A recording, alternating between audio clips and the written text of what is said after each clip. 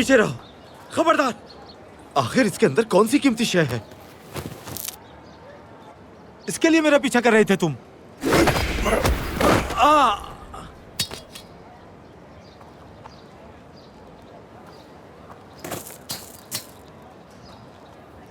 सिर्फ तस्बीह के लिए नहीं, बल्कि ये थैला किसी की निशानी है। माफ करना अगर मुझसे तकलीफ पहुंची हो तुम्हें। ये लो बेटा, अल्लाह तुम्हें हिदायत अता करे और मदद करे तुम्हारी।